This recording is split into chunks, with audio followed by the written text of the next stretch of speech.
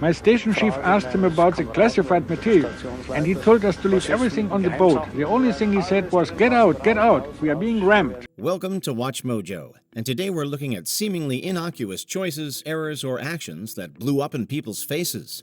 What begins as a grand and glorious campaign quickly becomes a nightmare. The rocket taken down by a hyphen. Mariner was only seconds away from separating from the errant rocket when the range safety officer had no choice but to give the destruct command. In space, numbers can be all that stand between triumph and disaster, between life and death. One error can have terrible consequences.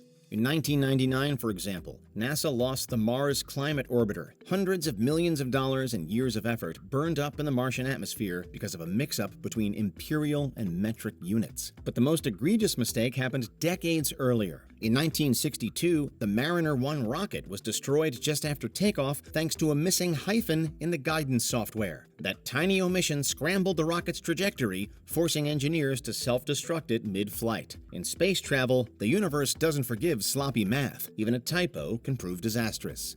That flight was probably the largest experience in growing up a young woman could have.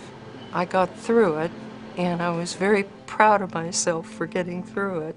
Why airplane windows are round. During flight, the stress to the skin around the plane's windows and doors reaches 70% of its total strength, 4 times greater than the rest of the aircraft's skin.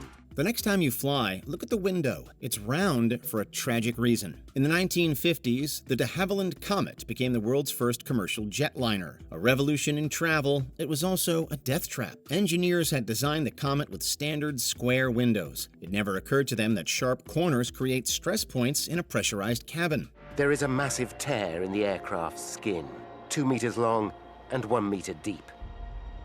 The tear follows the line of the plane's windows and doors. In 1954, 2 Comet jets tore apart mid-air, killing everyone on board. The investigation changed aviation forever. Engineers learned that curves are safer than corners, distributing pressure evenly and preventing cracks from forming. It was a deadly lesson etched onto every cabin at 35,000 feet. Was it a tragic accident?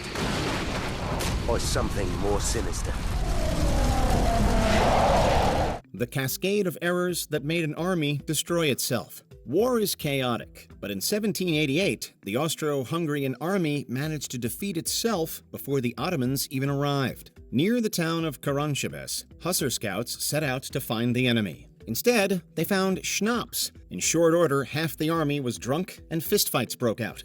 Hundreds of drunken soldiers, speaking several different languages, started a chaotic melee. Someone foolishly yelled, "Turks!" spreading panic. Orders to halt were mistaken for Turkish commands, triggering a friendly fire massacre. A desperate artillery strike compounded the nightmare. Cavalry charged blind into their own ranks. By morning, thousands were dead or wounded, with nary an Ottoman in sight.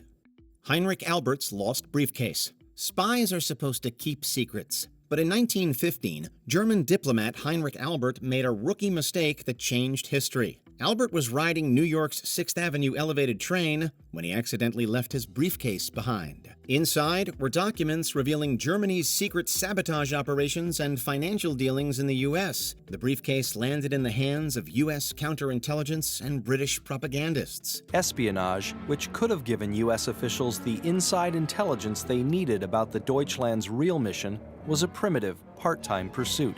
They used it to turn American public opinion against Germany. It was one of the biggest intelligence leaks of World War I, all because one spy forgot his bag.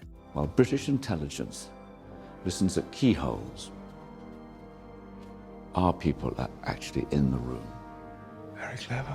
The Novobodanivka explosion. It doesn't take malice to cause a disaster. Sometimes a combination of stupidity and laziness does the trick. In 2004, Ukraine's Novobodanivka arms depot exploded. It was entirely avoidable. The site was packed with unstable Soviet-era munitions. In the wake of the Cold War's end, proper procedure meant very little. The munitions were just lying there, baking in the May heat. According to some reports, smoking cigarettes near the ammunition may have caused the incident. That lazy mistake triggered a fire, setting off a chain of explosions that lasted for days. Thousands were evacuated as artillery shells rained down on nearby villages. The Defense Ministry called it an accident. In truth, it was negligence of the highest order. Titanic locker key. Prices for Titanic artifacts have significantly increased in recent years. In 2013, a violin believed to have been played as the doomed vessel sank. The Titanic departed Southampton with 2,224 souls aboard. Little did anybody know that a single forgotten key may have sealed their fate. David Blair, an officer originally assigned to the ship, was reassigned last minute. In the rush, he accidentally kept the key to a critical locker. Among its contents were the ship's binoculars. Without them, the lookout crew had to rely on the naked eye to scan for danger. That tiny oversight had massive consequences. The North Atlantic was extremely calm as they went into sundown and into the night. That made it more difficult to find the iceberg.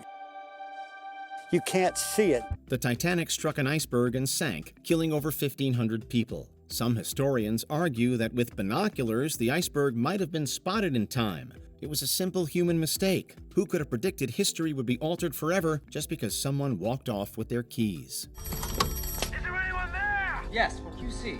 Iceberg, right ahead! Thank you. The U-boat escape that gave away Nazi codes. By capturing Enigma, we saved the war from being lost that summer, because we would have lost the war that summer. The losses were too great. The smallest decisions can change the course of battle. For the crew of German U-boat U-110, that decision was abandoning ship too quickly. After a British attack, the U-110 crew believed their submarine was about to sink. They evacuated in a panic. Unfortunately for them, in their rush, they left behind something critical: their Enigma machine and code books.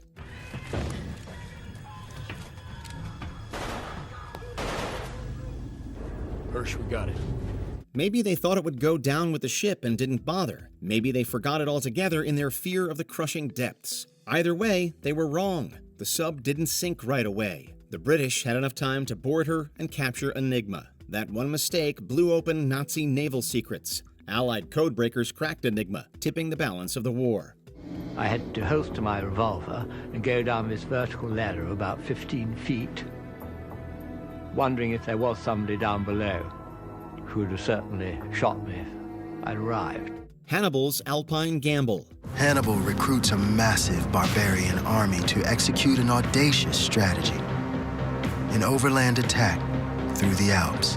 It was one of history's boldest moves, and a fatal long-term miscalculation. Hannibal led his army and war elephants across the Alps to invade Rome. Up to half his army died from avalanches, frostbite, and exhaustion before ever setting foot in battle. Though he won victories in Italy, he lacked the strength to finish the war. One apocryphal legend tells of Hannibal striking the snow with his cane during a speech to his freezing, starving men. To make it through, my men had to march without rest.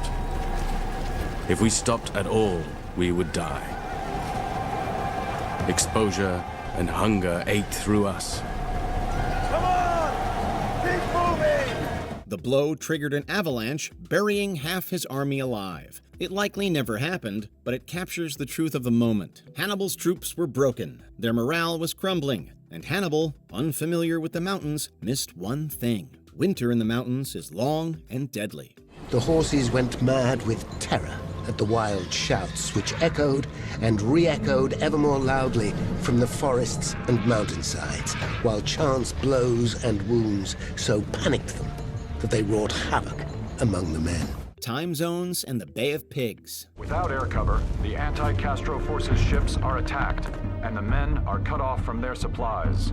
The situation looks dire. The Bay of Pigs invasion is remembered as one of America's greatest foreign policy blunders. But few realize a time zone mix-up made it worse. In 1961, the CIA-backed mission to overthrow Cuba's Fidel Castro relied on coordinated airstrikes to cripple Cuban defenses. Somewhere along the way, planners messed up the time zones. As a result, the bombing runs and ground invasion weren't synchronized, with some planes taking off late. The first wave of bombers took off on April 15th, 2 days before the invasion was scheduled to begin. By late morning, bombs had fallen on 3 Cuban airfields. By the time the exiled Cuban fighters hit the beaches, Castro's forces were ready and waiting. The invasion collapsed in 72 hours. The Bay of Pigs wasn't just doomed by bad strategy, it was also wrecked by bad clocks. In war, as in life, timing is everything. The Cuban Missile Crisis was the closest the superpowers have ever come to nuclear war. Over the ensuing months and years, the key players have analyzed its causes and its course. Before we continue, be sure to subscribe to our channel and ring the bell to get notified about our latest videos. You have the option to be notified for occasional videos or all of them. If you're on your phone, make sure you go into Settings and switch on your notifications. A mistranslation may have led to nuclear attack.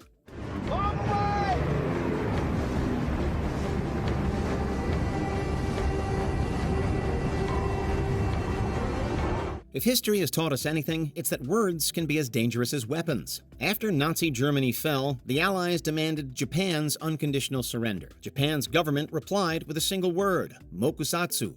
The Allies interpreted it as treat with silent contempt. They saw it as a rejection of surrender. Days later, America dropped atomic bombs on Hiroshima and Nagasaki.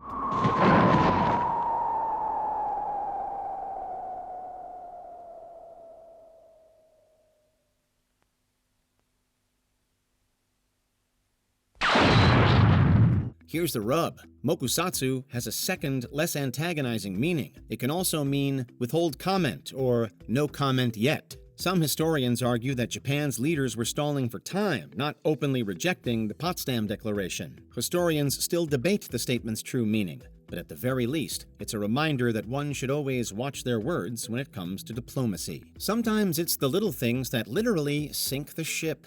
決し生還を着せざる300万余の兵を持ち連合軍の上陸を許さぬ覚悟である必ずや勝利を導かん What tiny mistake do you think changed history the most? Let us know in the comments below. American planes often flew overhead without dropping any bombs, but I had a feeling that something would happen soon.